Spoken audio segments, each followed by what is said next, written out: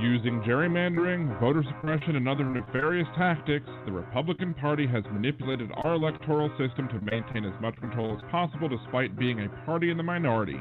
Liberal Dan Radio seeks to change that, and I need your help in doing so.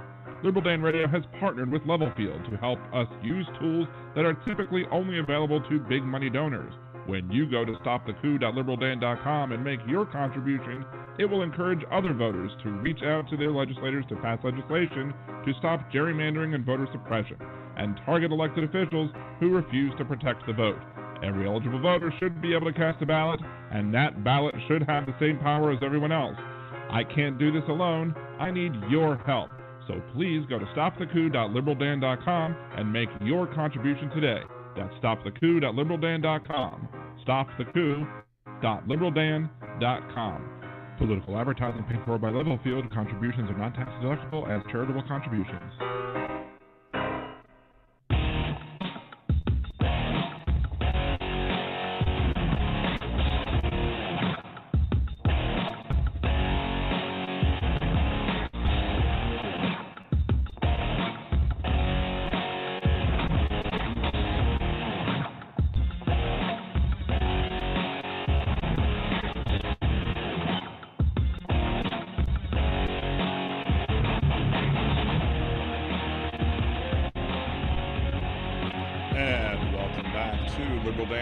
Talk from the left, that's right. This is your host, Dan Zimmerman, coming at you from New Orleans, Louisiana. To join the conversation, it's area code 914-803-4131. That is 914-803-4131. You could also join us in the Blog Talk Radio chat room. Just sign up for your free blogtalkradio.com account. Go to blogtalkradio.com/liberaldan, find the page for this episode, and the chat is below. And if you're watching us live on YouTube, you can go to youtube.com/liberaldanradio and join us in the chat there as well. And if you're listening after the live broadcast, you can always leave your comments, questions, concerns, etc. over on the show thread at liberaldan.com, at facebook.com/liberaldan, at liberaldanradio on Twitter, or the comment section of the YouTube video as well. Normally we start each show with this week's headlines, but the headlines of the week are pretty much the topics of the show. There's really no ones I really wanted to kind of get into when it came to that. So we're just going to go ahead and skip headlines this week, especially because we don't have a headline sponsor, so there's nobody to write headlines for. If you would like to sponsor Liberal Dan Radio, you can sponsor Hypocrite of the Week, Words of Redneck Wisdom. You could sponsor headlines. You could sponsor the Liberal Dan Radio studios. You could just get commercial advertising on the show, or you could also, just be a patron and get a shout out, like the first Liberal Dan Radio Patreon, Demonox. Had a little brain fart there. Demonox. I forgot my train of thought for a second. Demonox on Twitter. The World According to Knox is his podcast, and he was the first person who supported Liberal Dan Radio. Cesar from California, and your boy Chris, all who support the Liberal Dan Radio Patreon, and you can too, and you can get shout outs both on the podcast and the minicast. The minicast is kind of the lower tier, but I have been giving shouts out on the main tier anyway, which is a much broader shout out. So I did recently do an episode of the Liberal Dan Radio minicast talking about Stop the Coup and the project that I'm working on, and trying to, I'd love to be able to just put a Liberal Dan Radio billboard just across somebody, right in front of Joe Manchin's office, have him support eliminating the filibuster so that we could have, voting rights restored in this country. But unfortunately, so far we don't have much or any funding in the Stop the Coup account, but we're going to give it a good old college try, and I can only do it with your help. So again, if you go to stopthecoup.liberaldan.com, you can support this cause. You can help fight back. Gerrymandering is one of the things that we're going to be talking about. We're going to be fighting about. We're also going to want to target voter suppression tactics as well. of which gerrymandering is a voter suppression tactic, not in that it prevents you from voting, but it prevents your vote from having as much of a say as it could. And while both parties do it, there is a clear party that's going to be shown to be worse or at it.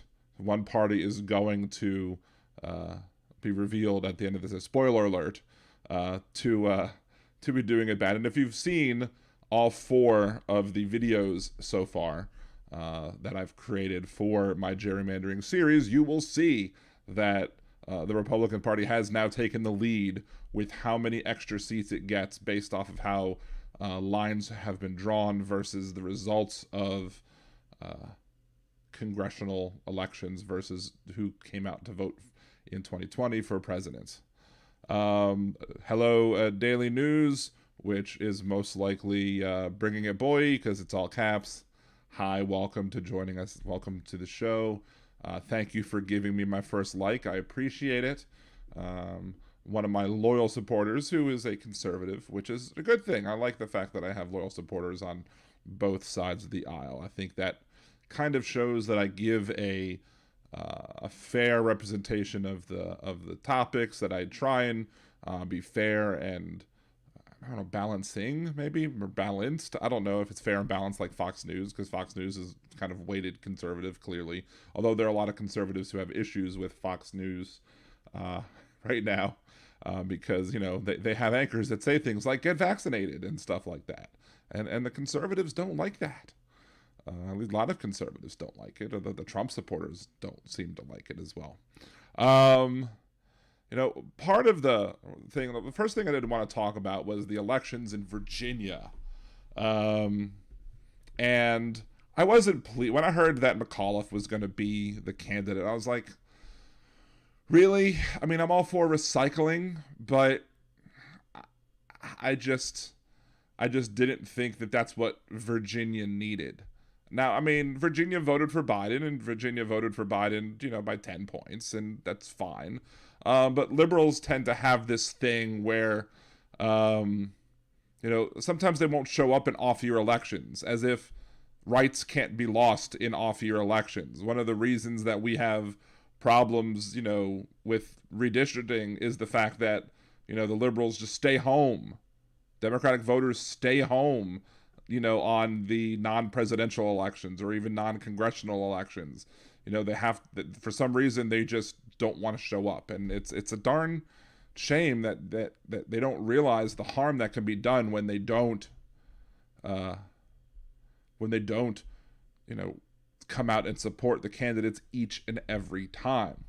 And one of the big topics that was run on by the Republican candidate, the governor-elect in the state of Virginia, was the whole thing about, you know, critical race theory. You know, when Republicans are now saying that education is their topic, they're talking about how they don't want people learning critical race theory in their schools, learning about, you know, the real history of the United States of America, and how, you know, we have a history of problematic things that we've supported as a country. And one of the things I did hear, the user is pink.williams on TikTok, and I heard this song on his TikTok channel, and I was like, can I play this on my podcast? And he was like, sure, absolutely. So let me go ahead and play a song. He wrote a song about it. Want to hear it? Here it goes. If you don't want your kids to learn about the evil stuff that our founding fathers did, and you say you've had enough of the left indoctrinating kids when they go off to school, you're nothing but another propaganda spreading fool.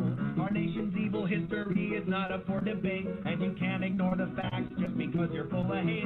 So let me tell you something you can do to simmer down. Read a goddamn history book, you racist right-wing clown. Ta-da! So there you go. That's Pink Williams with his song, and I think it's very catchy. Maybe we'll play it multiple times today. Maybe we'll play it multiple times over multiple shows, especially if, now that we have something to play, if we do get a someone calling in about critical race theory, and even bringing a boy says it's cute. Well done, well written, catchy. It's got a funky beat, and I can bug out to it.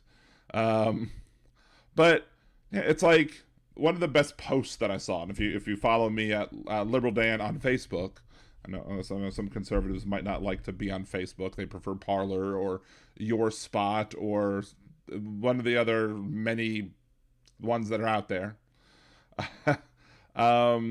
And the post is basically about the people who stoned Ruby Bridge, or the people who threw rocks at Ruby Bridges for trying to go to school in an integrated school are the same people who now don't want you to learn about the fact that they threw stones at Ruby Bridges when they were going to school. Because that's what the point is. That's what we're talking about when the conservatives are talking about critical race theory. We're talking about just teaching the truth about what our country did, as opposed to Donald Trump's 1776 project, where he wanted to whitewash everything. He wanted to, as Donald Trump, he loves sugarcoating things. He always wants to. That's why he downplayed the virus, but he also wanted to make teach patriotic things in school. You're supposed to love your country and not talk badly about your country. To some of these conservatives,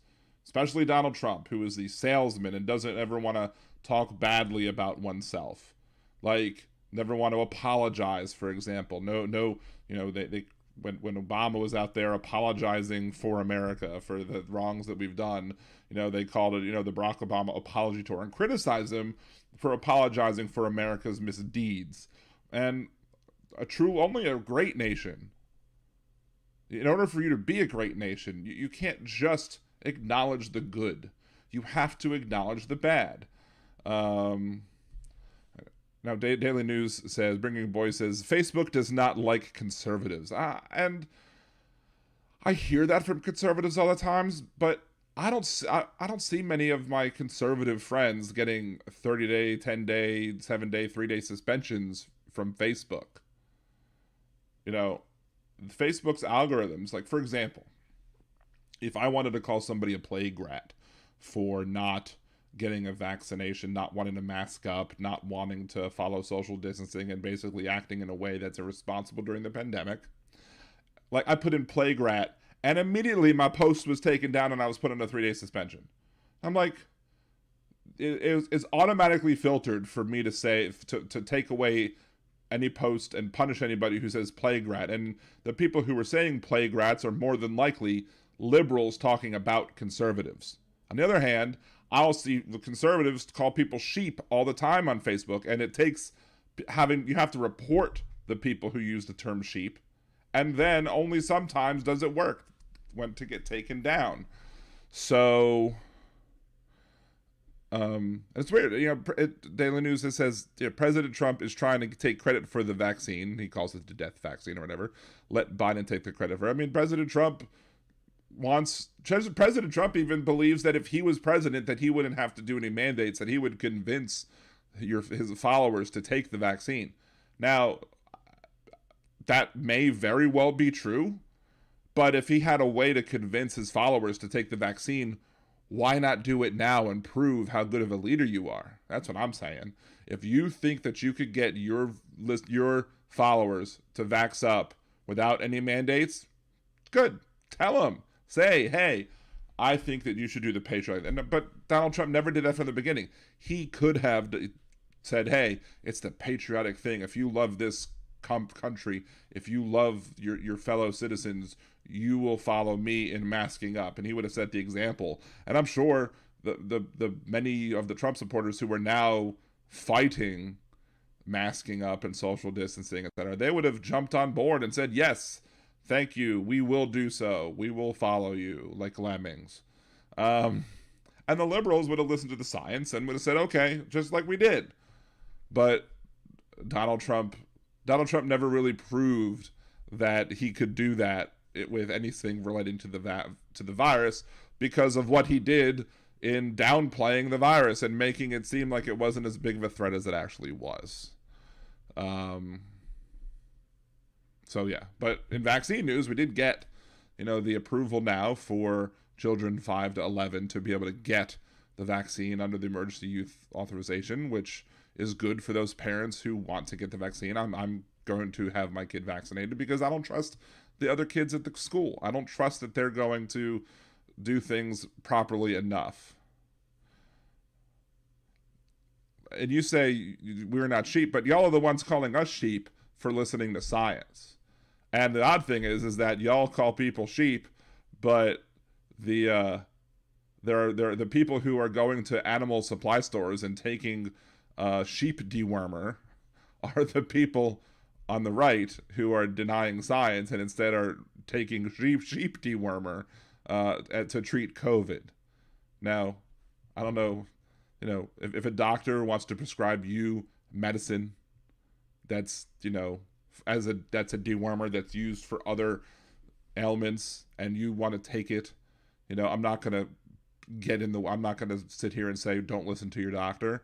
But if you're going to a animal supply store and taking sheep dewormer, then I'm going to mock you.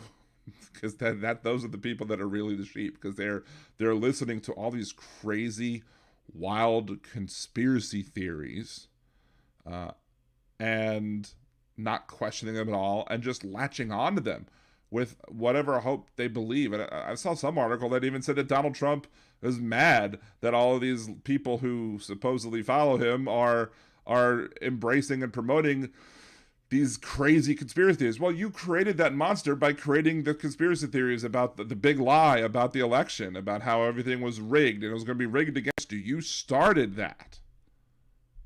You fanned those flames of those conspiracy folks who were like, yeah, see, Donald Trump is standing up for us. And it's not just apparently Donald Trump that's standing up for them. It was also somebody else who was supposed to stand up for them as well, which brings us to this week's Words of Redneck Wisdom, rather.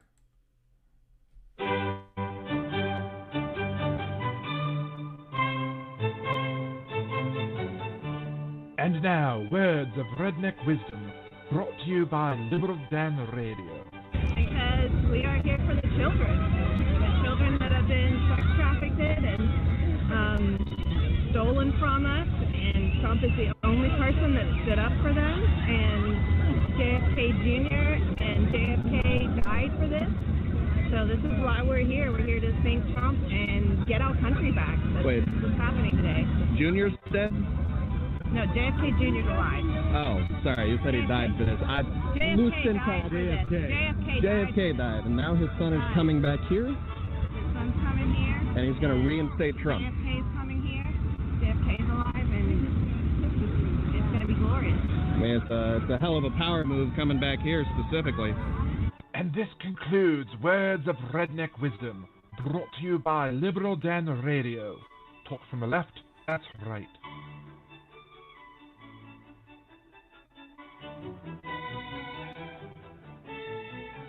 And there we go. This week's Words of Redneck Wisdom, brought to you by one of the people who were at the Dealy Plaza in Dallas, rally, protest, whatever it was, anticipating that John F. Kennedy Jr. would magically appear as if he didn't die in 1999 or whenever it was he died,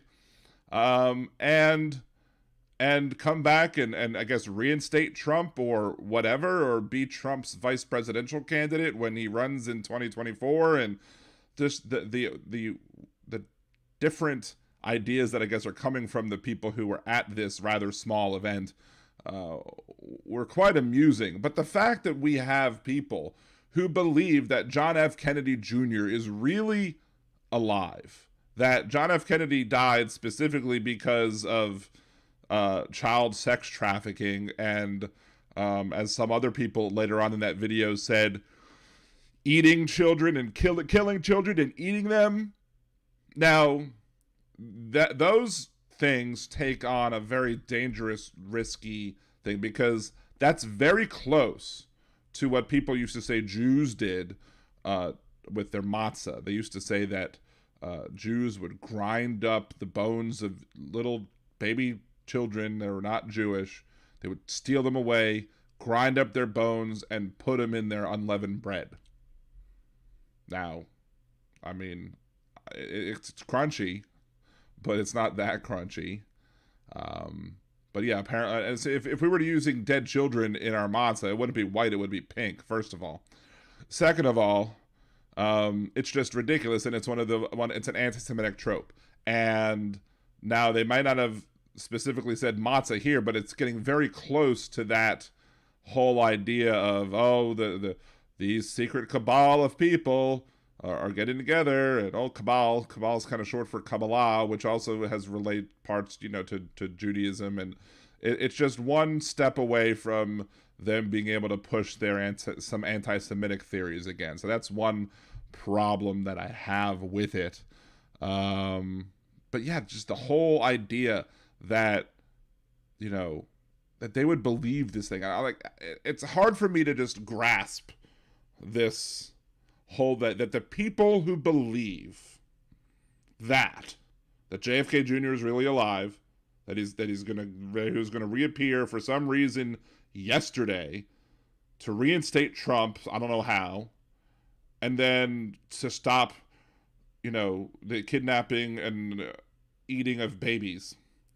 How these people then are able to organize enough to be able to get their desired politicians into power.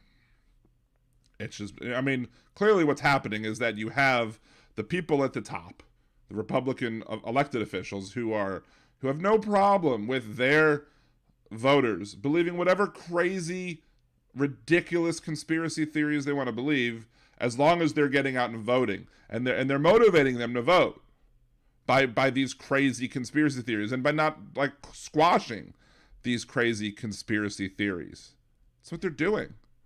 They're convincing them that they're getting so paranoid. We must vote. We must take action. We must do what it is that we need to do to fight back against these evil people.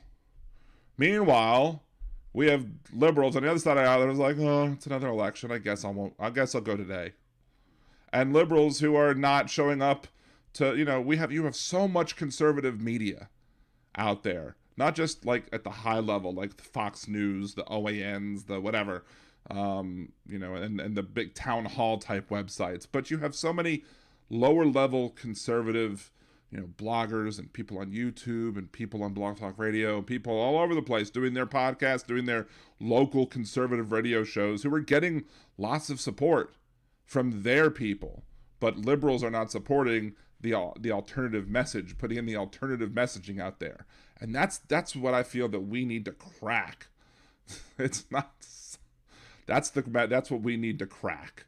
We need to crack that code to be able to figure out how to get liberals riled up all the time to be able to fight back against the issues that are important to them, which part of the problem is that liberals have so many issues that are important to them that it's hard to get them all angry about the one. So you have a group of people who are going to be, more affected by abortion laws. Some people will be more affected by anti-LGBTQA laws. Some people will be more affected by racist laws. And now there's an intersection of people who will be affected by all three. But, you have people who like myself, who will get out and vote every single damn time in support of, protecting these rights of these individuals. But you have other people who are like, nah, I'm not going to show up. And it's like, you have to. But you also have the other thing is that you also have these people who are not supporting the liberals at the small podcast level. I have a video on this, why you should support small podcasts. People who are not who are not doing enough to basically enable us to be able to fight back on all fronts. We're not fighting on all fronts. We're going to lose. And it's as simple as that.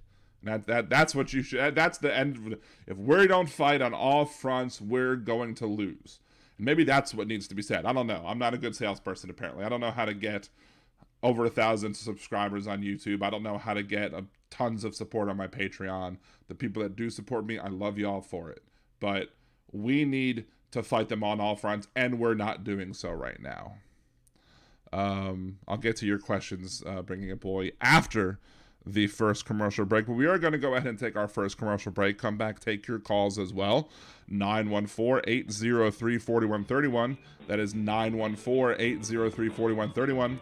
This is Liberal Dan Radio. Off from the left. That's right.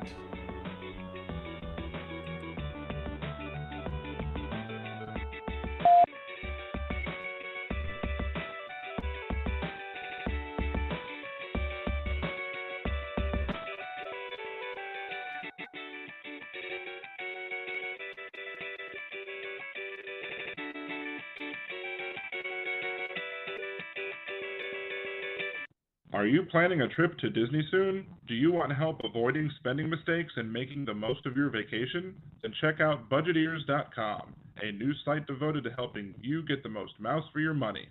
What kinds of tickets should you get? Is the dining plan a good deal for you? Should you stay on grounds or not? Should you buy park hoppers? Many other sites are filled with information about what other people like to do, but Budgeteers is geared to help you make the best decision for you. So check out Budgeteers.com or go to youtube.com/Budgeteers and help make your trip the best it can be. Budgeteers.com is not a travel agency and it is not affiliated with the Disney Corporation or any of its holdings. In a world gone mad, one progressive will do a bad movie trailer guy impression to get you to listen to his show. There's only one thing that I like better than the Liberal Dan Radio Minicast. Alright, Bill, that's enough of that. On the Liberal Dan Radio Minicast, you will hear an honest discussion of the day's issues, with some personal bits in between. You might even hear what the other side has to say, sometimes even in their own voices. So become one of the Liberal Dan family, because family means no one gets left behind or forgotten. To hear those bad impressions and more, tune into the Liberal Dan Radio Minicast. Talk from the left, that's right.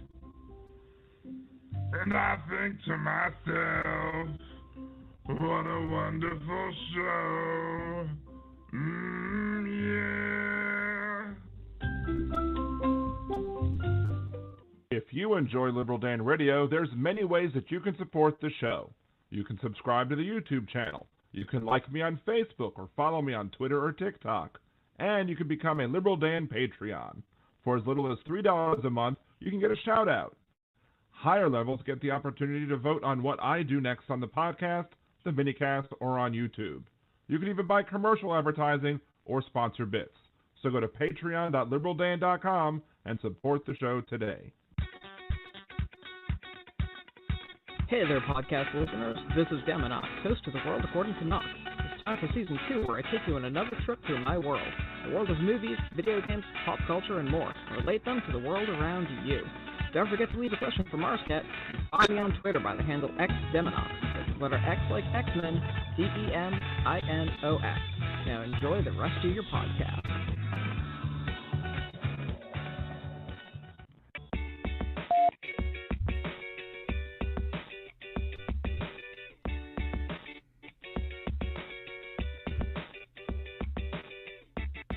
And welcome back to Liberal Dan Radio, Talk from the Left, that's right. This is your host, Dan Zimmerman, coming at you from New Orleans, Louisiana. To join the conversation, it's 914-803-4131. That is 914-803-4131.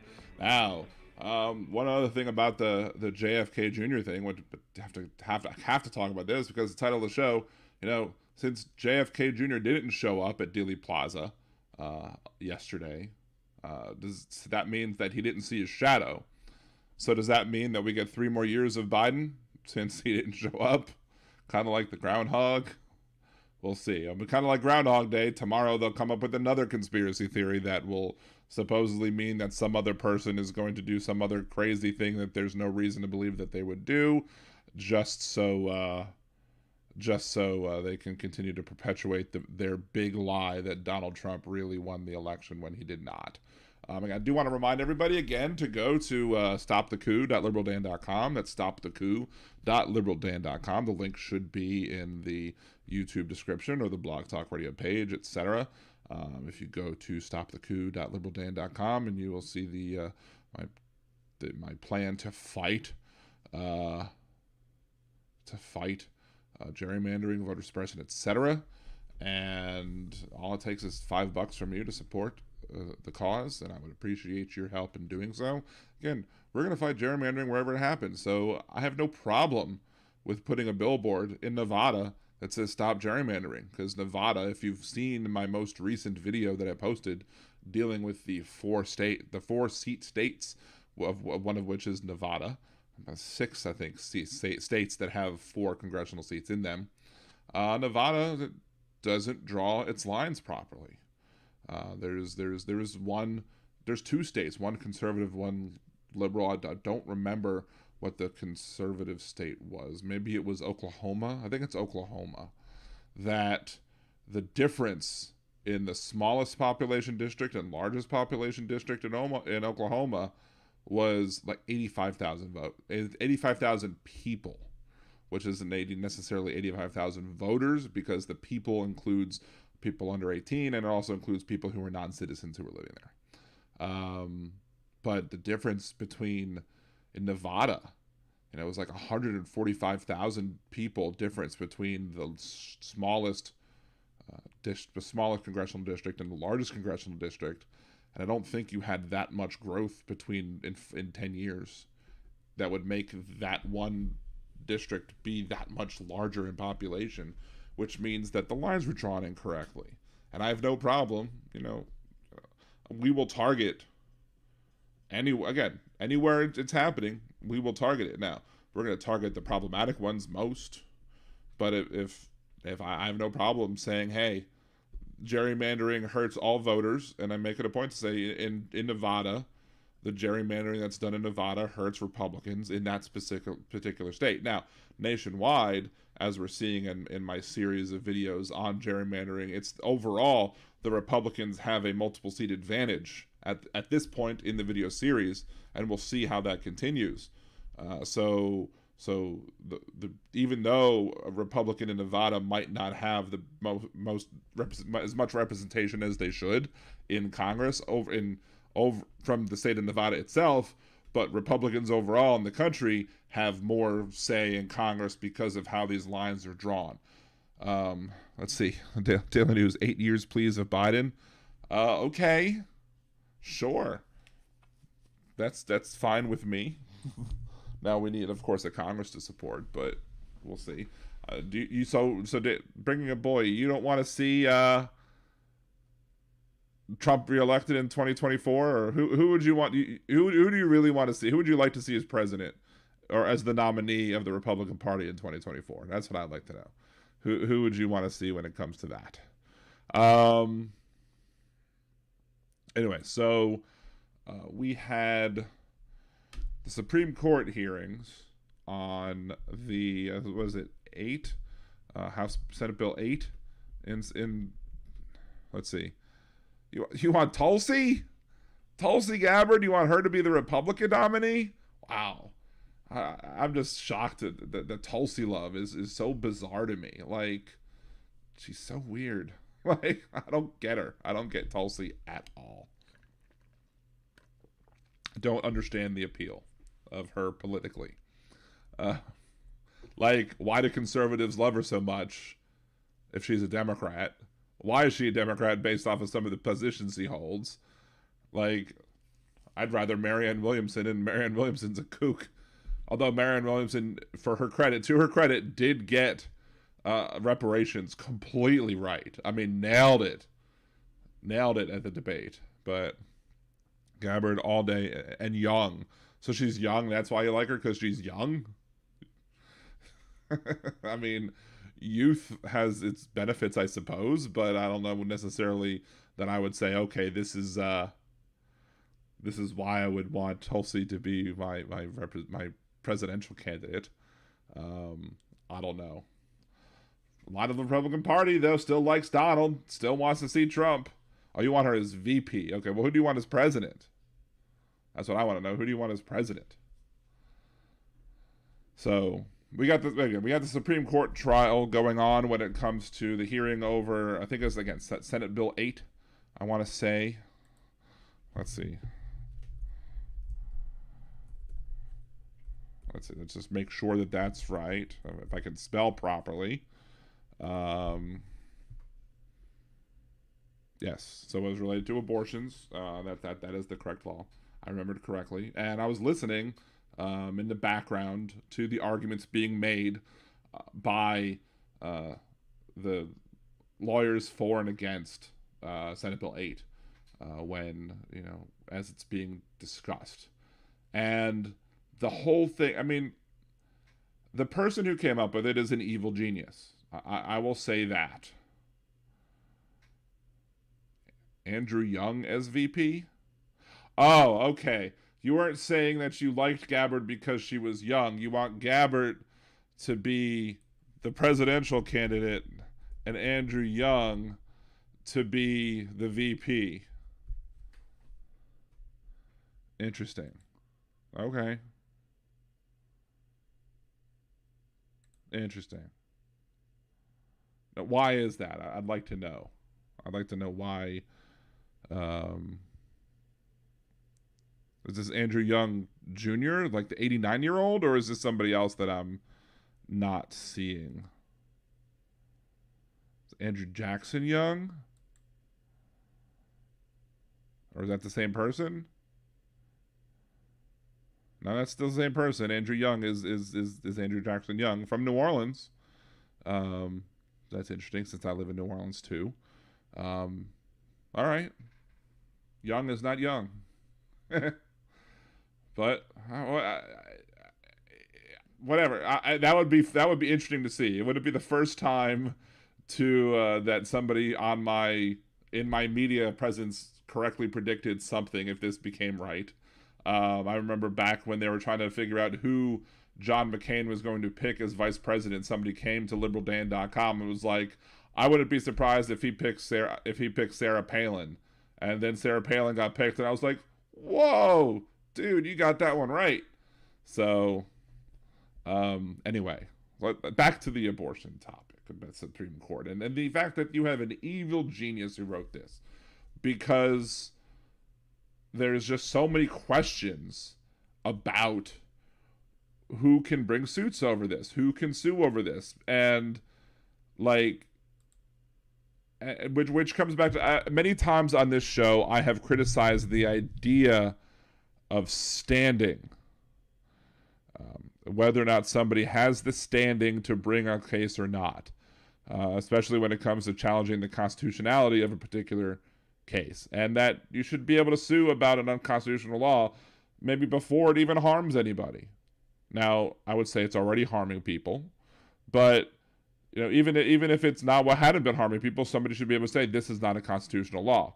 But furthermore, the idea that I can't challenge a law that's unconstitutional just because I feel it's unconstitutional, I shouldn't be able to prove it in court that it's unconstitutional. But that's part of the problem with our That's one of the problems with our system, in that I think we put the onus on the wrong people to prove the constitutionality of laws. Okay? And let me see if I can explain that. The government should have to establish that whatever they're doing is constitutional. Like, the onus should be on the government to prove that they have the constitutional authority to enact the law that they're enacting. It shouldn't be up to the individuals, to the people, to have to prove that it's not constitutional. Government should have to be able to say, this is why we believe it's constitutional. Maybe there should be some sort of thing set up where we have like a panel of judges that looks at every law that comes down the pipe. And not budgetary stuff, but if you're enacting a law that prevents people from doing a particular action, there should be an automatic judicial review to determine whether or not this law is constitutional or not. And it should be bipartisan, and it should have to pass. It should have to pass with like a supermajority of the panel. If you have 9 judges on these panels, you should have to have a 6-3 say yes, 6-3. This law is constitutional. We believe that this law will pass constitutional muster if it gets challenged all over the Supreme Court. Or no, we don't feel that it will pass, and then have that kind of be a block when it comes to the implementation or the passage of these laws. So now maybe that's a crazy idea. I don't know how realistic it is to be able to do such a thing, but again, my point has always been that it should be the responsibility of government to prove that the laws they pass are under the Constitution, and not that an individual should have to prove they have standing to challenge the law. That being said, that's what's being discussed as part of these 2 cases that were heard on Monday about abortion in the Supreme Court, specifically about Texas Senate Bill 8 and it's the whole idea of the Texas law is ridiculous. The idea that you have to that the state is using individual people to bring these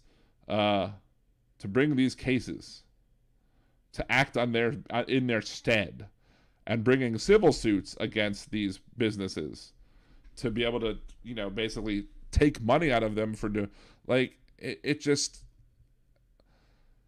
it's bizarre in its premise, but genius in its implementation, in that it's creating such of a legal question that says, well, why does the government has the authority to sue? Well, to me, the federal government should have the ability to step in and say, hey, we don't believe that this is under the Constitution, that the people's constitutional rights are being violated, and it's our job as a Justice Department to protect people when their constitutional rights are being violated. And if you have, according to Roe versus Wade, which is still a law of the land, you have a right to an abortion. So therefore, stare decisis should say that any law that prevents you from practicing that right, because you've made it illegal, is wrong. But because it's not the state enforcing it. But I would argue, one thing I was surprised I never heard that I would argue is that there's no state official that's, it's not a sheriff, it's not a police officer, but you still have state officials that are helping to enforce this law. The judges and the clerks are doing it. To me, if a state official can't enforce this law, then how do the clerks, how do the judges get to act? How do they have the power to act? That would be one of the ways I would argue against it, is that since it has no teeth, it should have no teeth then. There should be no ability for anybody to do it, which is perhaps one of the things they might rule. I don't know. They basically want an injunction against anybody being able to file suits of these types. But, and as to, I don't know who is going to be, I don't know who is going to vote for what. Clearly, we have a situation where you have 3 liberal justices who are clearly going to say this law is ridiculous and it needs to be overturned. It needs to be stopped. I do believe that Roberts will come along and agree as well that this goes against stare decisis. And because it goes against stare decisis, it cannot then be a legal law. It cannot be constitutional and violates stare decisis and denies a woman's right to be able to get an abortion. Now, Roberts did vote for the Texas law that seeks to force admitting privileges on abortion clinic doctors. It said you need to have admitting privileges in order to operate. And Roberts did say, nope, I'm fine with that. This is not unconstitutional. But then Roberts did, on the other hand, when it came down to the Louisiana version of the law, when that was challenged, Roberts, he didn't change his vote, but he said, hey, this is now a Supreme Court precedent so even though I voted no previously, I'm going to voted yes to keep the law previously, I'm voting no to toss the law now because that's the Supreme Court precedent. So Roberts is at least consistent with his views when it comes to stare decisis and making sure that the court's legal precedents are upheld. Now, who else might come along with Roberts?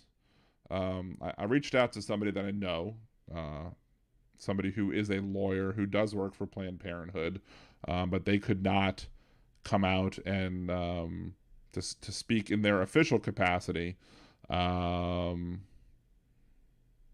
let's see. They do believe that from the line of questionings, that it's possible that Kavanaugh or Barrett even might say that they can't rule in support of the Texas law because of, the ridiculousness of it. I don't know exactly why, but according to the individual that I know, the line of questioning as they were asked, it seems to suggest that Barrett and Kavanaugh might take issue with how the law is implemented as well, which would be good news. I love seeing conservative appointed justices rule in ways that make conservative voters unhappy.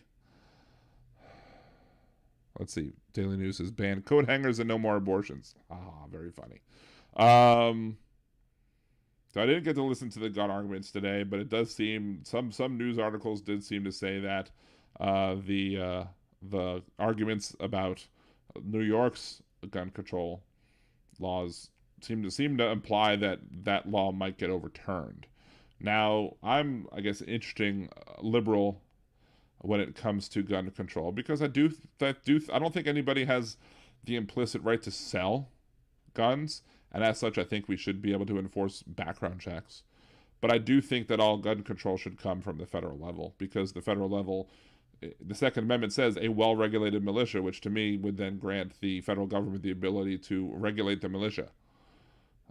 So, if that's true, then if it's a power that's retained by the federal government, then it's not one that's passed on via the 10th Amendment to the states, which would seem to imply that states would then not be able to enforce gun control laws. Now, that's not our current judicial precedent, so stare decisis wins the day, I suppose, although stare decisis is not a guarantee that things are going to remain the same as they are. If it did, we wouldn't see Brown versus Board of Education overtake Plessy versus Ferguson. If it was, we wouldn't see the examples where I think Alito was one of the people who argued about stare decisis and how he supports the rule of law and existing Supreme Court precedent, and then went back on it many, many times, including Lilly Ledbetter versus Goodyear Tire.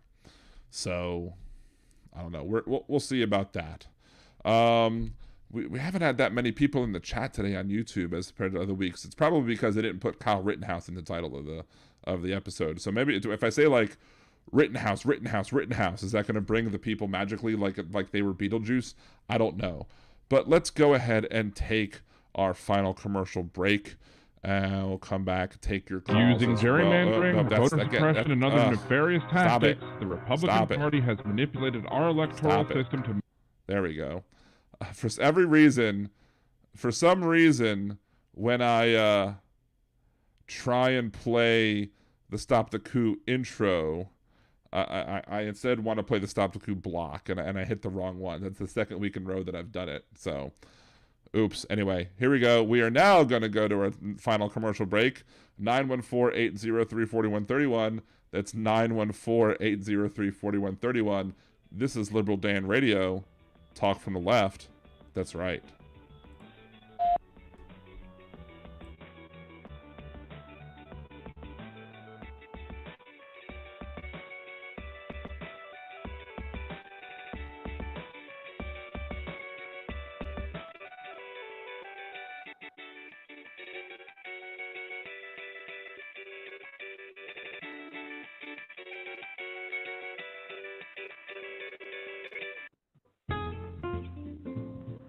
Greetings.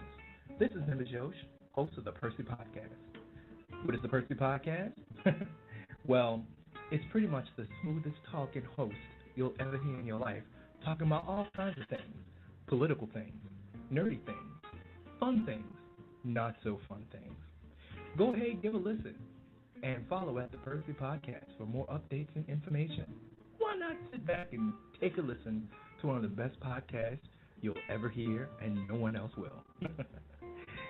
Catch you on the tunes. Do you want to set money aside for a rainy day? Do you want to open an account that will give you a savings bonus each month? What if I told you that you can get both and have a chance to win $10 million? YADA is an FDIC-insured bank, and when you go to yada.liberaldan.com, open an account, and make your first deposit, you will get 100 entries into the next weekly drawing. You will also get entries each week you have a balance. So go to yada.liberaldan.com. That's YOTTA.liberaldan.com. Using gerrymandering, voter suppression, and other nefarious tactics, the Republican Party has manipulated our electoral system to maintain as much control as possible despite being a party in the minority. Liberal Dan Radio seeks to change that, and I need your help in doing so. Liberal Dan Radio has partnered with Levelfield to help us use tools that are typically only available to big money donors. When you go to stopthecoup.liberaldan.com and make your contribution, it will encourage other voters to reach out to their legislators to pass legislation to stop gerrymandering and voter suppression, and target elected officials who refuse to protect the vote. Every eligible voter should be able to cast a ballot, and that ballot should have the same power as everyone else. I can't do this alone. I need your help.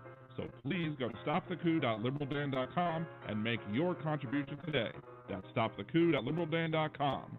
Stopthecoup.liberaldan.com. Political advertising paid for by Levelfield. Contributions are not tax deductible as charitable contributions.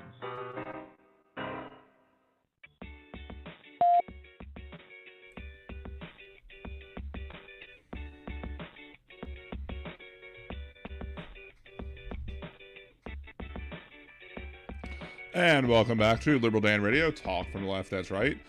We are in our final minutes of the show for this week. So not too much time for a call, 914-803-4131 if we do want to do a call. Daily News, Bringing Boy in the chat says, there is only one true conservative court justice. So I'm guessing you would probably say Clarence Thomas. Is that who you would say? That's my guess as to who you might guess. It's my prediction, at least. Anyway, do want to go ahead and play one thing. We did have some hearings, I guess, and discussions, and we still haven't passed the Build Back Better bill and other such legislation that's waiting. We're waiting on the Democrats to get their thumbs out their butts, I guess. And Daily News says yes, I'm right in my guess about Clarence Thomas, but somebody had something to say about the child care credits, and we'll see why he is this week's Hypocrite of the Week. This week's Hypocrite of the Week is Senate Minority Leader Mitch McConnell. Senate Minority Leader Mitch McConnell called President Biden's child tax credit a monthly welfare deposit. Senate Minority Leader Mitch McConnell supported the Trump tax plan, which is an annual corporate welfare plan costing almost 2.5 times as much. Guess we all know whose back pocket Senate Minority Leader Mitch McConnell is in. To see who next week's Hypocrite of the Week will be, tune in to Liberal Dan Radio, talk from the left, that's right, Wednesdays at 8 p.m. Central on blogtalkradio.com/liberaldan. And there you go. Once again, Mitch McConnell, Senate Minority Leader Mitch McConnell is this week's Hypocrite of the Week, as he has been many weeks before. Probably our reigning and defending champion, even though he's not in every week, but he has the title for most weeks. So he could probably be, maybe I could make a Hypocrite of the Year segment. Ooh. But if there was a Hypocrite of the Year segment, he would probably have the shoe-in for that one. Maybe we should mail something to his office. Be like, congratulations, Mitch McConnell. You are the Hypocrite of the Year as voted by Liberal Dan Radio. Talk from the left, that's right. Maybe we'll make a special video about him for that. We'll see. We'll put that on the back burner at least and see if that's something that we want to do. Seems like it might be cute or funny or whatever. Daily News, Kyle is still a hero. I don't know about that. It's interesting. We finally got to see the FBI aerial footage, and of course, the people discussing who believe that Kyle Rittenhouse didn't do anything wrong. Of course, those people are saying that this only helps the defense. I looked at the video once or twice, and I tend to see something different. I see, Rittenhouse running in the direction of where Rosenbaum was. Rosenbaum hiding to try and get away from him, and then maybe Rosenbaum thinking, okay, well, this might be the time to be able to defend myself if I'm able to catch him off guard. And then that's when Rosenbaum starts chasing Kyle. I think there is an argument there to be made that makes Rittenhouse the aggressor. But we'll see. We'll see if that's the case, and we'll see if the prosecution makes those arguments that this was him chasing after Rosenbaum, that this was him, that Rosenbaum did not give up his right to defend himself just because he hid behind a car, and that Rittenhouse running from Rosenbaum at that point did not adequately meet the requirements that one has to give adequate notice that one is not involving themselves in the fight. Furthermore, I think the most damning thing in the FBI footage is that you don't see. There's nothing, you can't, it doesn't look like he's close enough to be to do anything that would justify the use of deadly force. Like, he throws a bag at him. You know, I don't know what's in the bag, but it doesn't look like the bag carries very well. So it's not like the bag was going to be a threat to Rittenhouse. And the distance between Rittenhouse and Rosenbaum in that first shot, I believe, was far too great to basically justify deadly force at that point.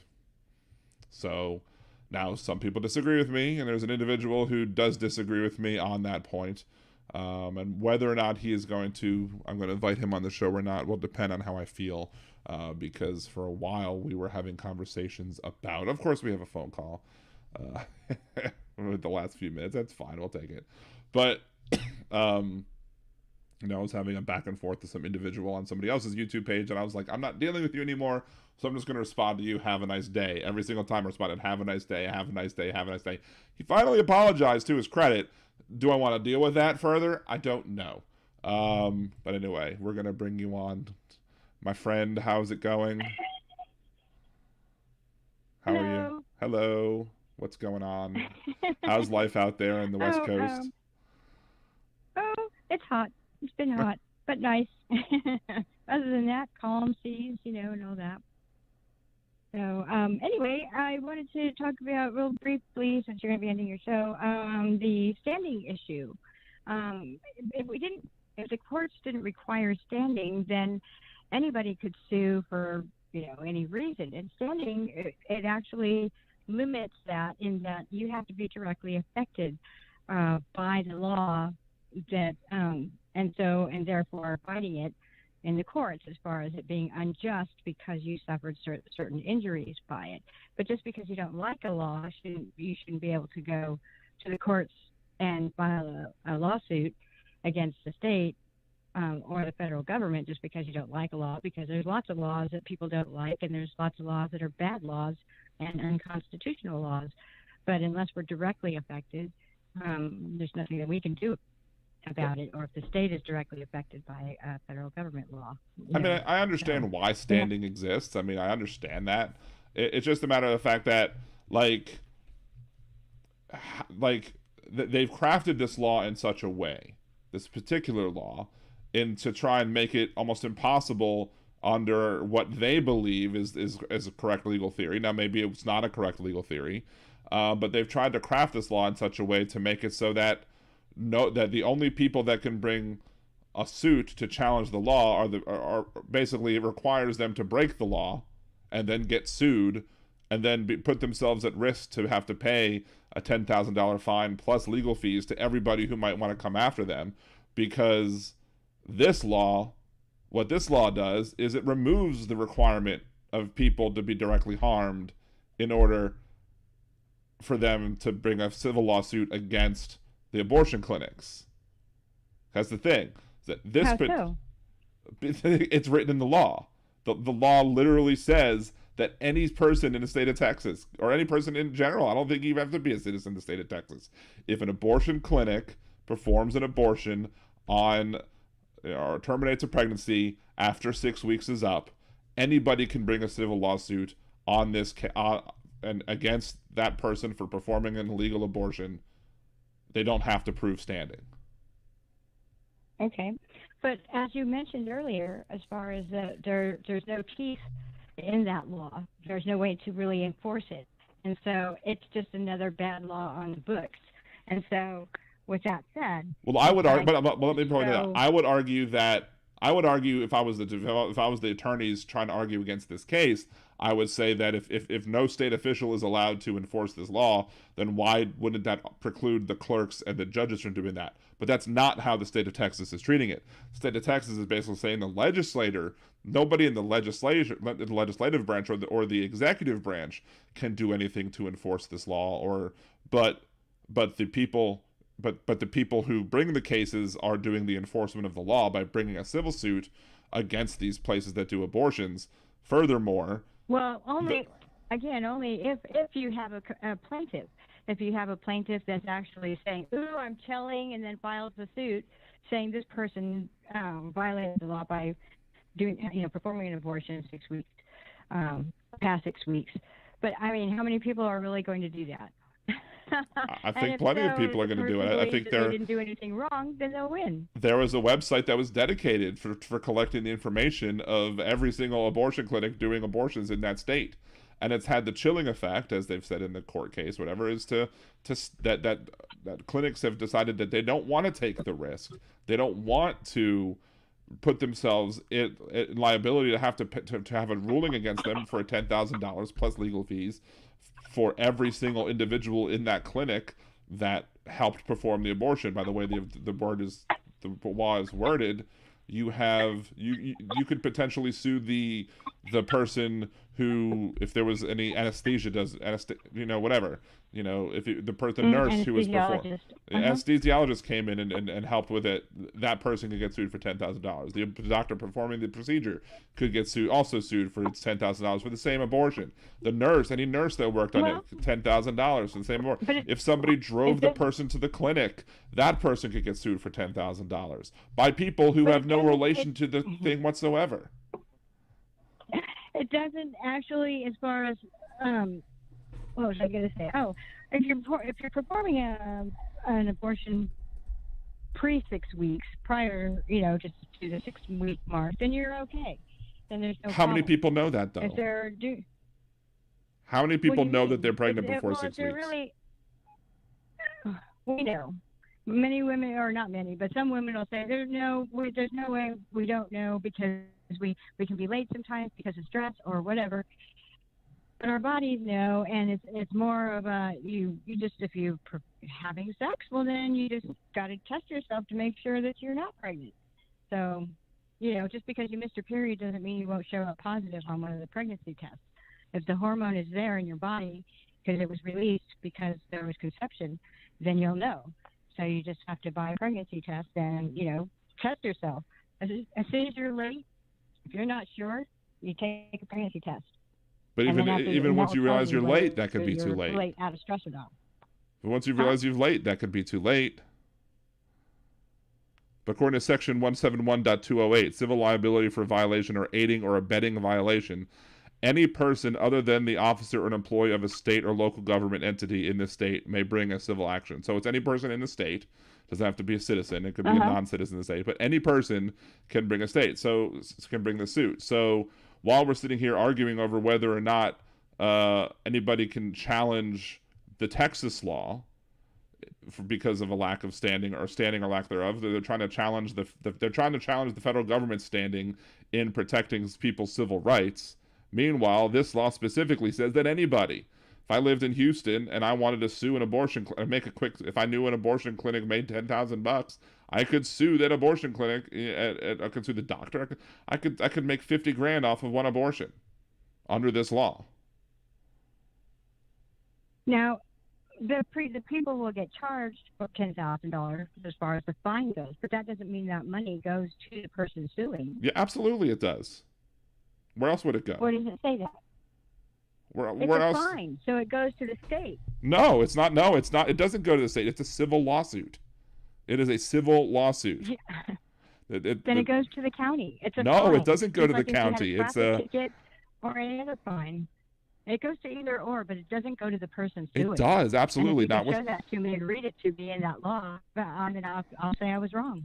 So notwithstanding Section 171 or any other law of requirements of subchapter, shall be enforced through the private civil actions described in 171.208. Let's just pull that up. Let's just pull up Section 171.208. Let's search for that.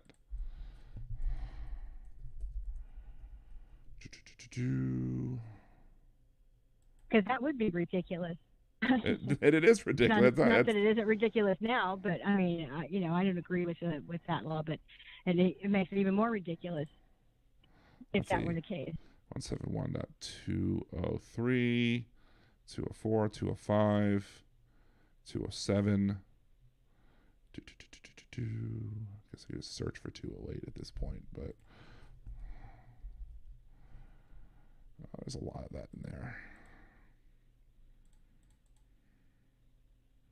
No, let's go up. And would have to say if the person Section would be Section awarded. 171.208, civil liability for violation or aiding or abetting a violation. Any person other than officer of employee of the state or local government entity in the state may bring a civil action against a person who performs or induces an abortion in violation of the subchapter. 2, knowingly engages in conduct that aids or abets the performance or inducement of an abortion, including paying for or reimbursing the cost of an abortion through insurance or otherwise if the abortion is performed or induced in violation of the subchapter, regardless of whether or not the person knew or should have known that the abortion was in violation of the subchapter, intends to engage in the conduct described by subdivision 1 or 2.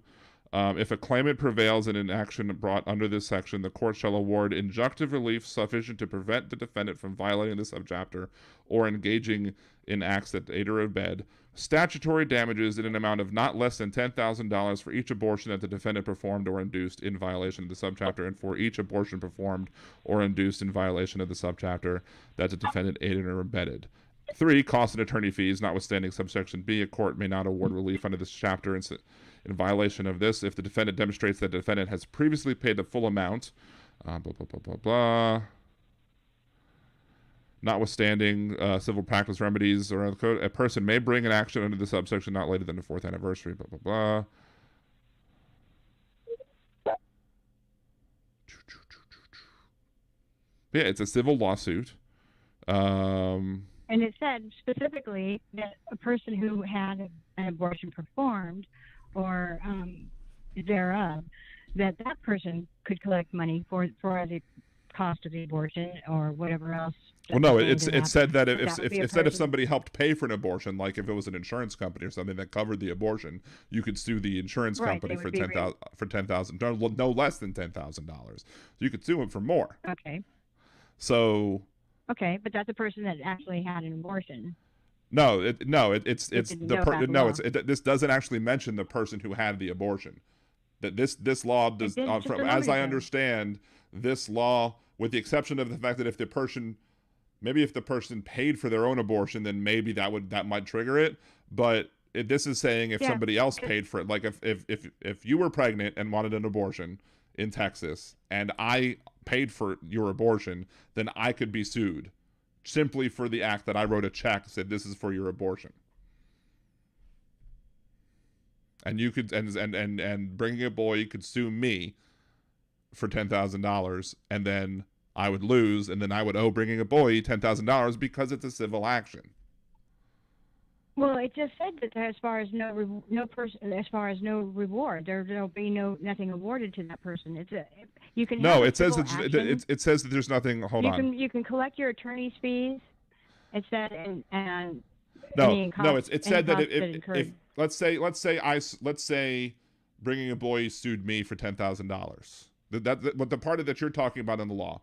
If Bringing a Boy said, I'm suing liberal Dan for $10,000 because he paid for your abortion. Now somebody else comes along and says, oh, I know that Dan paid for this abortion, so therefore I'm going to sue Dan too and try and get another $10,000 from Dan because I know Dan did the abortion. So what this law does is it basically prevents the piling on. It basically says that if I did something, it basically avoids double jeopardy in civil law, in the civil case. It basically that the money is a penalty, so penalties are not awarded to people. No, it's not a penalty though. It's not a fine. It's not worded as a fine. It's a civil defense. It's a fine. But it also doesn't say that the person will be awarded $10,000. Well, why does it have to? It shouldn't have to because it says it's a civil action. Law. But. If the money they agreed on $10,000 would be the punishment for the person that performed the abortion. Who does it go to? Who are you saying it goes to? Whoever they designated it to, but they didn't specifically. It has to say specifically in the law that the person will be awarded $10,000 or whatever money that they had decided, and it was a $10,000 amount. So I don't believe say that. Otherwise, I honestly don't believe you're correct. If the money goes to a person as far as the sued, the plaintiff, then that doesn't mean that the person gets the money. I strongly disagree with that because I don't think that every single civil violation in civil Texas. A regular civil lawsuit, like if my neighbor's dog bites me and I sue him for doctor bills, and he's got to pay for that, that civil case says in there that if I win the case, then I will be awarded damages. The case and will say it, as well as my filing and my court costs. The case will say it, but is the law going to say that? Is the law going to spell out that somebody else other than the person bringing the civil lawsuit is going to get the money? I don't believe Exactly. that's the case. So it doesn't say it. I don't think it says it in any it civil law, though. Let's see, civil. Because there is no law that's like that. That's why it's so stupid. It doesn't say that those people, that other than anybody actually having an abortion, that when they sue, that they're going to get any money. So, if I go by a clinic and I find out one of the people had an abortion, and I go, ooh, there's one, I can make $10,000. No, that's not the case. I can file the case, basically renting out that person and the doctor or whatever, but I don't get anything for it. The law has to specifically state, like in all filings for civil lawsuit, all that paperwork that specifically gives you instructions and what will happen when you file a civil lawsuit. And if it doesn't include it in the law, as far as any award, because civil lawsuits are for damages, punitive damages, lost work, whatever, doctor bills, this or that. If you bring up punitive damages, let me bring that up. So if I sue you and I get like $1 in actual damages, and then like $1 million in punitive damages to punish you for your bad behavior, the money goes to me, right? I mean, the punitive damages also go to me. They don't go to some random person. Mm-hmm. They go to me. It's not a fine. Right. It's not. It's but not it a. Doesn't state that in this. But it doesn't. I don't believe it states that in any case. I don't think it states that in any section of Texas law or really any law. That I don't think it. The law. I don't think every single thing under the law that opens up a potential for a civil lawsuit. I don't think it says in every single one of these. I'm trying to find one at the moment. Let's see. You have to have sustained some type of personal injury as a result of. But the Texas law specifically does not require injury. The Texas law. Not in this one. Right, but it doesn't require injury to file a civil lawsuit. But you're still filing a civil lawsuit. If I file a civil lawsuit against you, that means that I'm saying it means that I'm seeking you to damages. Right, I'm seeking damages, injury. Which I get to get the damages if I win the civil lawsuit. I get paid X amount of money. And it says that in the law for civil lawsuits. It says that in the law that covers civil lawsuits generally, but this specifically, but it doesn't say it, and it doesn't spell out in every law pertaining to civil lawsuits that. It does. It does in the paperwork in the filings. Well, that's the filing. That's not the law. The filings are not the law. The filings are what I file. When I file a lawsuit, I say I'm filing a lawsuit for libel. I say you've libeled me. So I'm suing you for libel. And the law and the law for libel, I'm pretty sure, is not going to specifically say that somebody else can't sue you. I like my friend can't sue you for libeling me. But so I'm going to sue you for libeling me. The law for libel is not going to also say, and then you get damages. It's just going to say, I can bring a civil lawsuit against you if you commit an act of libel against me, or if you defame my character. Be awarded. And I would be awarded whatever it was. But it's not going to. The law for libel in and of itself isn't going to say that it isn't going to specifically direct that the money from that libel lawsuit goes to me. That's what the civil law. That's what the rules of civil procedure are going to say in general. That when somebody brings a civil lawsuit against an individual, that they are going to get if there are monetary damages, the monetary damages are going to be awarded to the person bringing the lawsuit. It's not going to state in every single part of the state law where the money goes through, because the money is always going to go from the person suing to the person being sued. Right? But it doesn't state, yes. Normally, yes. And yes, but it doesn't state that in the law that you just read. But it doesn't have to state it in the law that I read, because it states it in the laws pertaining to the civil procedure of what happens in a civil lawsuit in general. Like, the only thing that this law brings up is that it basically let me bring up the, where's the thing? So section 171.208, any person may bring a civil action. So any person may bring it. So it goes against the normal rules. So it makes an exception for who would normally have standing to bring a civil action. It says, as unlike these other laws where you must have standing, as standing is defined generally in Texas law, because it's basically Texas law is going to say in general, to bring a civil suit you need standing, and then once you have standing to bring that civil suit, you're going to then and if you're successful in your civil suit, you're going to get damages based off of the fact that you have the ability to bring the lawsuit and you proved that the person did what you said they did, so therefore you can get the money. This law specifically says that anybody can bring it, that anybody has standing to bring these cases. It doesn't then change who gets the money. It's always going to be the person bringing the civil lawsuit that gets the money, if there are monetary damages, and the monetary damages are at least $10,000 per incident. Okay, but we have the civil court cases. They're the same across the board for all the states. The United States civil lawsuits. I think that's incorrect. In the United States courts. I think there are different rules on stand. I think there are different rules on standing. I think there are different rules on standing based off of federal courts and federal civil procedure and states civil procedure. I also think that states may also have different civil procedures.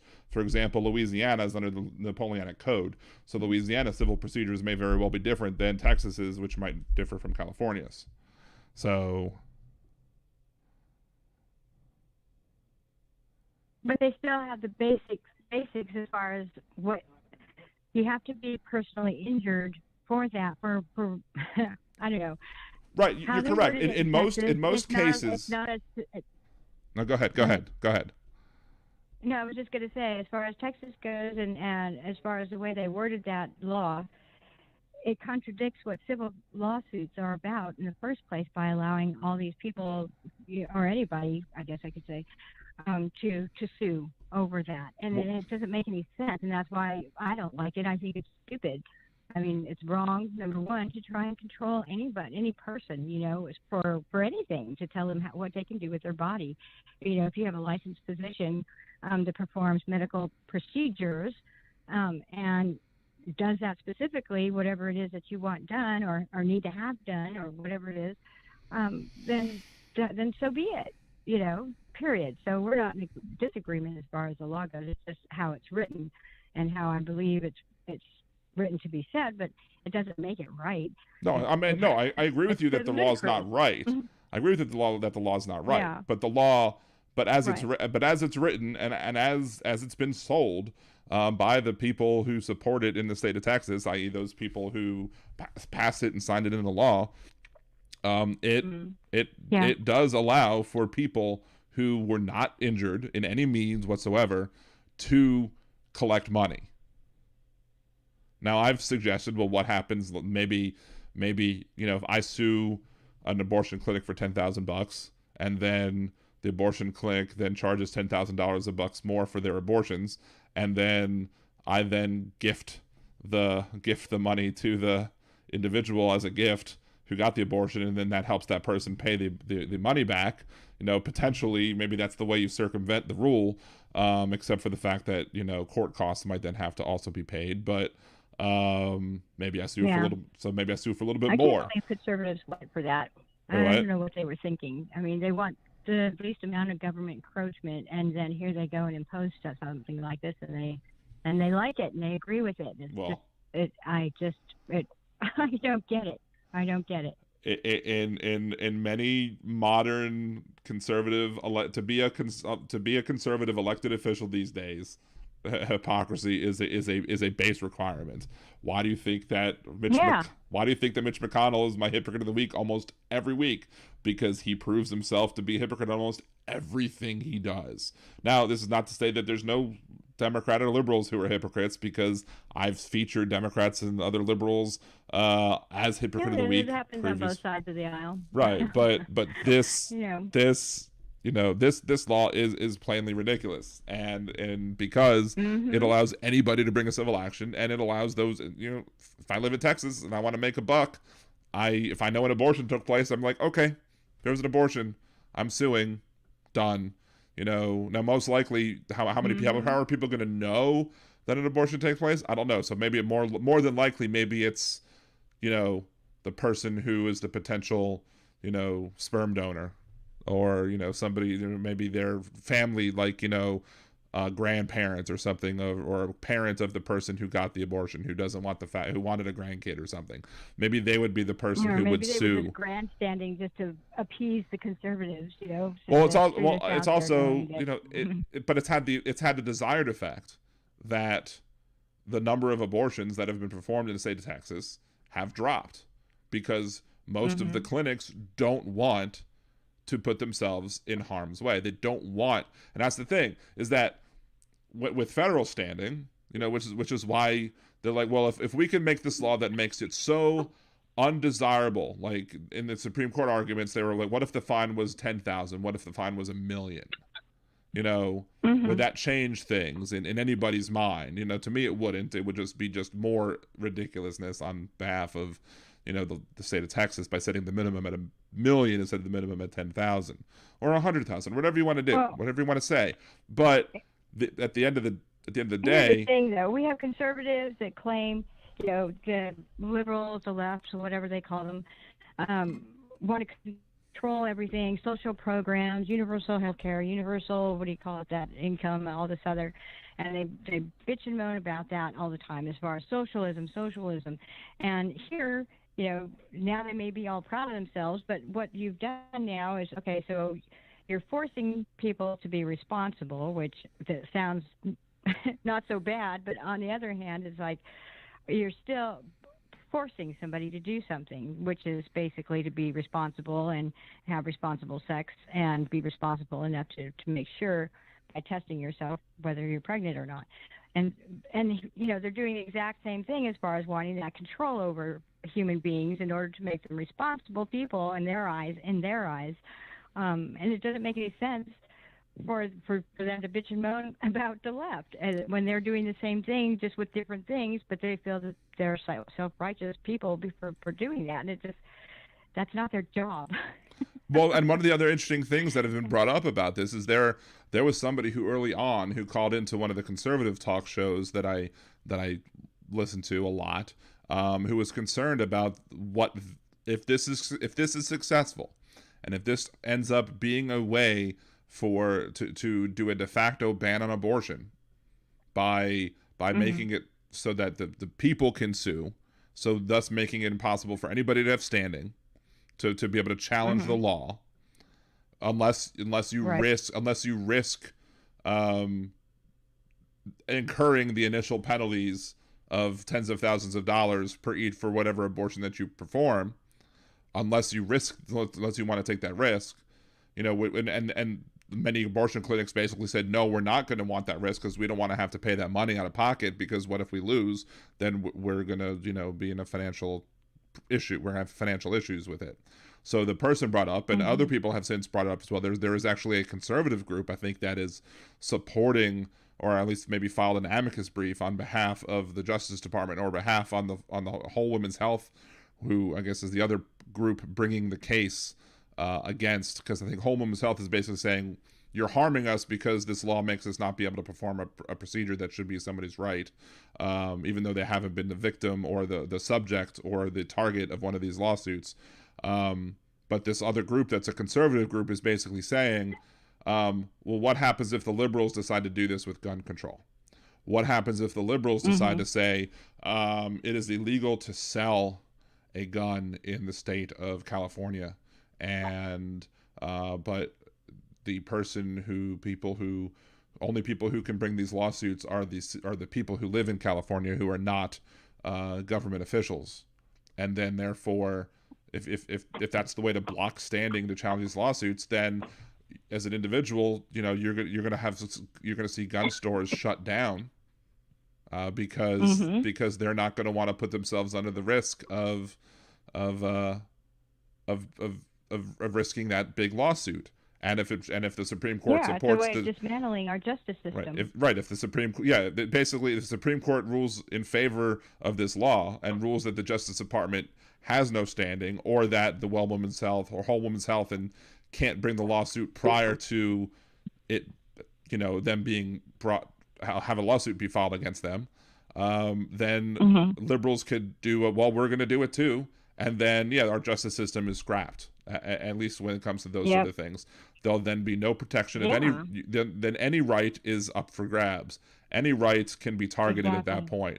And then I think it was Sotomayor or Kagan, I forget which one it was, who brought up that and other things, like what happens if a state decides that gay marriage is not okay, and as such they are going to have a penalty for performing a gay marriage. So then if you perform a gay marriage, you can get fined $10,000 or whatever. Well, then no one's going to want to perform a marriage ceremony between two gay people because they might get sued, and therefore you no longer have anybody who will officiate a gay wedding. So I think the only loophole with that one is that the ceremony is not needed. What you need is this paper. I don't think that if you're you can't then open up the state to be sued civilly. I think that would be the only thing that prevent that hypothetical. But there's just so many hypotheticals out there of whatever right, what to pick a right, and then choose, and then figure out how a group opposed to that right could then make a law such as this. Which is the ultimate problem with this law, is that if you're going to, and maybe it's possible that the Supreme Court's going to say make a new ruling that says that because they have to, because by not doing so, the Texas government has basically broken the system. And some people might have a problem with that, but at the end of the day, the system shouldn't be made in such a way. You should not be able to break the justice system with crazily enacted law. I would argue that perhaps one should say that the state doesn't have the power to do this, because by doing this it breaks the system. So therefore you don't have the 10th Amendment power to do this because you're infringing on somebody's rights. And maybe unfortunately, I wish that were the case, but that unfortunately is not the case, being that their states are sovereign in their capacity. So they're sovereign in their capacity, but again, hopefully they're sovereign in their capacity. However, they don't have the authority. They have the 10th Amendment powers, but they don't have the power to trample over people's 9th Amendment rights, and they don't have the power. They don't have the power to, if something is a federal. They have their own constitution. Right, but it doesn't. So, however they write their laws, and state law trumps federal law. So. I think supremacy clause. They can do what they want. That's unfortunate. Just like, go ahead. The supremacy clause on issues where the federal government does have power, basically, I think gives the federal government power to have the say. I mean, the 14th Amendment is very clear that the Congress can make laws that can come in. That's why you had the Civil Rights Act with the Voting Rights Act in 1965, that up until the Supreme Court nuked it because they felt it was not needed anymore. The federal law. Abortion would be considered a local level issue because the federal government doesn't want to deal with it. But if the federal government, but if it's ruled that if it rules that there's a right to an abortion, then the state doesn't have the authority to stop somebody from doing that right. That's what. Only if the federal government makes a law that says, as far as the right to an abortion. I disagree with that. I fundamentally disagree with the idea that a state has the authority to. Rights need not be enumerated in the Constitution in order for them to be rights, and I do not believe that whatever powers that a state government retains or gets, either retains because it's not given to the federal government or gets because it's specifically given to the states, whatever those state powers are, I wholly disagree with the idea that those powers include the ability to trample over people's rights. Now, we've had examples where it's done so, where states have done so, like people should have the right to not be slaves. But we had to enact a constitutional amendment that basically said, hey, morons, people can't be slaves, stop it. But I would argue that anything that is a right should be protected by just because it's not enumerated in the Constitution as a right, it doesn't mean that it's not something that's retained by the people. Which goes back to my initial point, which is when a state comes, or the federal government for that matter, comes up with a law that restricts an activity, it should be the responsibility of the state to prove that it has the authority to do so. There should be those, there are those tests like the rational basis, least restrictive means. Those are the sort of tests that the Supreme Court typically uses when states do make laws that impact people's rights. I think it's Chicago, I could be wrong, that had cities that were no gun zones where nobody could own a gun in their cities or their counties or something like that. Right. And that was a fundamental right that was taken from people in that city or state. I mean, the Heller ruling in Washington D.C. was basically said that the rules for Washington D.C. over from the city standpoint that their gun restrictive laws were too burdensome, and it's not. And even Scalia at the time said that the right to own a gun is not universal, is not unlimited. That municipalities can, according to Scalia, implement some gun laws, but just that Heller went too that the Heller law went too far. So if you're gonna, I haven't looked too much into the current arguments against the New York gun control laws, but if I was going to bet, basically if when this law gets overturned in New York, it's probably going to be based on the arguments made in Heller that basically says, again, you can put some restrictions on gun transactions or some restrictions on gun ownership, but you can't go too far. And so that's probably where it's going to rest, because again, because you have the right to own guns, to me, whatever municipality, whatever government entity is seeking to put a restriction on it should have to prove why it has the rational basis to do so, how this doing so is the least restrictive means, why it believes that it has the authority to take the action that it does in any right. So, and that goes to the abortion as well, because it's not an enumerated right as written in the Constitution. Then it shouldn't be a problem. It shouldn't even be an issue. It shouldn't even be discussed by the government at all, because if it's not in there, then that means basically that's what you do is what you do. All the Constitution does is protect rights. But I would say it protects. But if you read the Ninth Amendment, let me just get the official text of the Ninth Amendment. The enumeration in the Constitution of certain rights shall not be construed to deny or disparage others retained by the people. I.e., just because it's not written in the Constitution, it doesn't mean that it's not a right. So right. So well, that's what I'm saying. As far as it's my body. I hate that saying, but my body, my choice. Basically, get government out of my personal business. You know what I mean? If I can pay for it or have a means or insurance or however it's done, well, then that's me. Shut up and get out of my life. It doesn't. Right. You don't need to be governing every aspect of what I do personally, and that's what I believe that the state and federal government start doing when they start discussing these abortion laws. And it's like, no. No. I have the right to pursue happiness, and if it means that I need to take care of something, then I'm going to take care of it and butt out. Right. So anyway, I don't want to take any more of your time. I know you wanted to end the show, but thank you for taking my call. That's fine. And you're always welcome to call in, and I'll always go long for you. So Usually I'll go. Thank you for the If great I have an discussion. emergency or something, there'll be an exceptions. But generally speaking, I know that our conversations are going to be well thought out, and we're going to get along, and we're going to have a good conversation. So it brings quality to the show. So I am more than happy to extend the show time to include your voice as well. So thank you very much for calling, and I appreciate it. I appreciate you. Thank you. Take care. All right, have a good one. And let's see.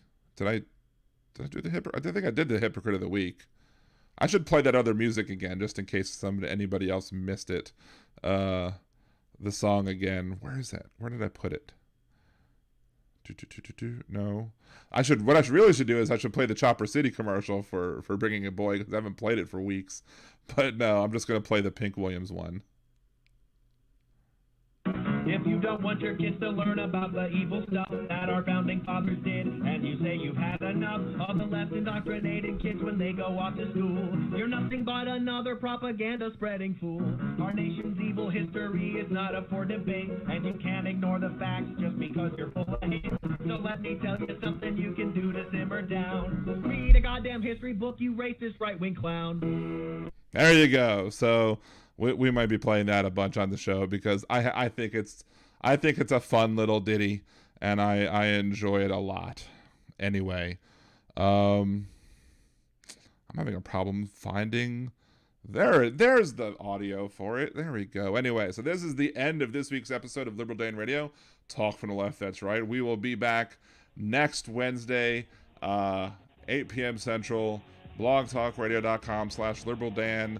Find me everywhere, Liberal Dan Radio on YouTube. Subscribe to the channel. Go to stopthecoup.liberaldan.com if you want to help out with me, with my efforts to fight gerrymandering, voter suppression, etc. So again, it's stopthecoup.liberaldan.com, stopthecoup.liberaldan.com. Until the next week, this is Dan Zimmerman with Liberal Dan Radio. Talk from the left. That's right.